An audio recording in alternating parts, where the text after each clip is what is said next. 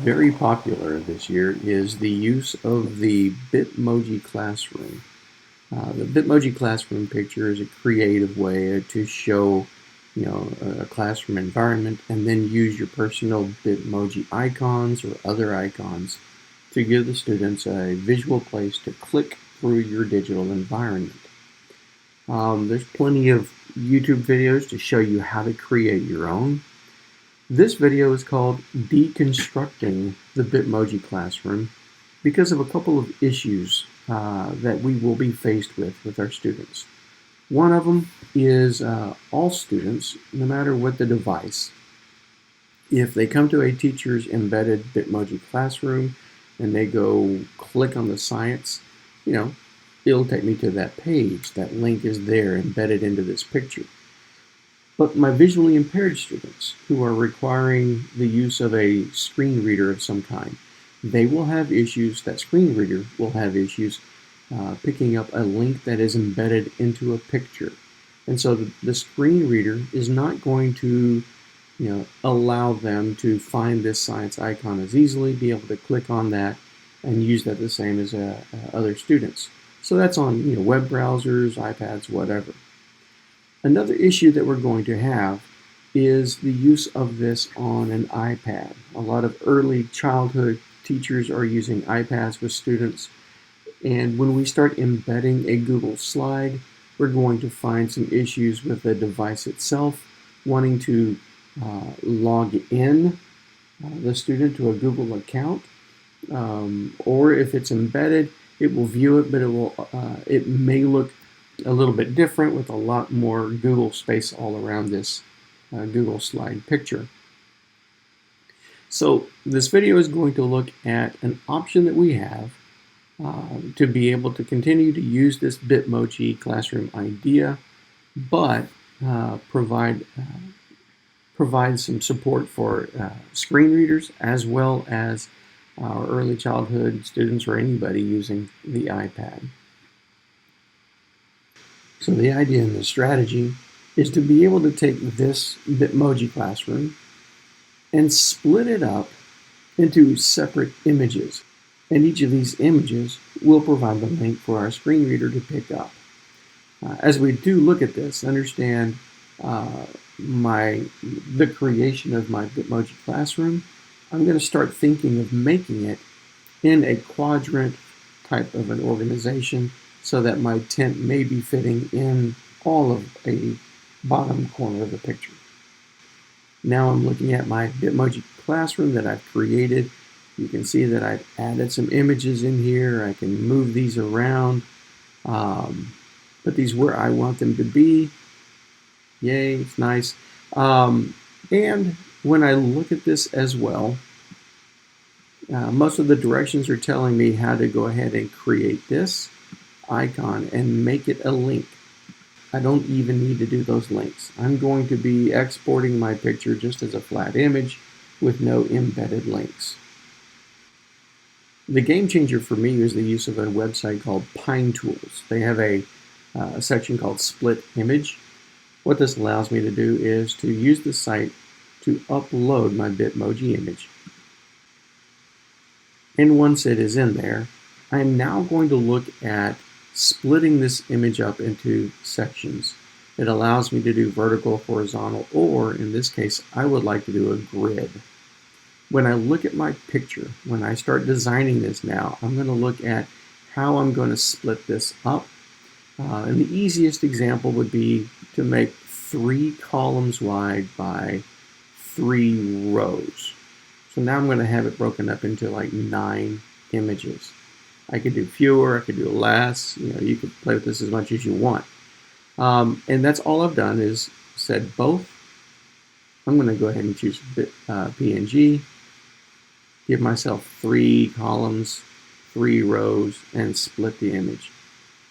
And immediately it's going to take my image and break it up into row 1, column 1, so that's the top left picture, row 1, column 2, the top middle, and so forth. And I'm going to go ahead and start downloading all of these little pieces to my computer. Pretty easy. So in this example, again, I'm still using Canvas. And so I'm going to edit my Canvas page. I've created my home page or whatever. And I'm going to come down here and put my Bitmoji.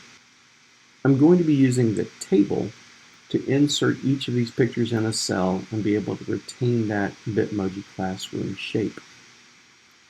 So I can go up to the table. I did 3 columns by 3 rows. That's a 3 by 3. And so there's my very wide table. Currently, you're looking at the newer Canvas Rich Content Toolbar. And this gives me a little bit easier way to import all of my images. So I'm going to select in each cell and put the corresponding picture. So I select in column 1, row 1. I'm going to go upload that image. It's in there. I click submit. And now the first picture is in place. I'm going to do the same thing again. Click my insert a picture. I'm going to upload it. And submit it. I'm going to do that for all 9 images. And that will slowly get them all in there. Now I'm going to stop for a second because one of the main reasons we're doing this is for accessibility. And at this point, these are just images. My screen reader would recognize them as different images, but what it's looking for also is that embedded text within here, the tagging. So I'm going to look at the image options. And I'm going to see right now it says the alt text says the name of the file. So my screen reader will look at this and probably say row 1, column 1, 2, PNG. I want to change this to something that is more understandable by a screen reader or by the student. I typed a sentence like, click here to go to the math course. I'm not going to change any of these other things. I'm just going to click done. And so now, when my screen reader comes across this picture, it does have alt text, and it should read, click here to go to the math course. I also need to tell this picture where to go. I'm going to select the picture one more time, use the insert a link icon here, and it's going to be an external link to a different course. I've typed my URL. And now this picture, when the page is published, will link to my math course. I'll do the same thing for my science course. Image options, and type the sentence that I want to be read, as well as selecting it and giving it the link. One way to speed this up a little bit is to create that alt text when I upload the picture. And click submit. So now it already has the image, the alt text, but now I would still have to go up and add the link wherever I wanted this to go to. I skipped forward a little bit to get all 9 pictures in there, and you'll see that they are each in the table in their own cell. But those cells are not the same size as my Bitmoji classroom. It kind of spreads it out too far. So I do want to change the table properties. And this is something maybe we don't do a lot, but I want to make this table the same size as my Bitmoji image. So the first thing I can do is just by selecting the table, I can come up to my Tables menu and select Table Properties. You'll find that in a couple of different places. And right now it says that my table is 100% the width of my Canvas page. So if I make my browser window smaller, this table gets smaller. And I want to change this. I want to make this the same number of pixels wide as my Bitmoji classroom picture. Well, how big is that? If I look at my Bitmoji classroom picture, and if I go to File, Page Setup, change this to pixels. And now this tells me it's 850 pixels by 500 pixels. I want to remember 850 pixels.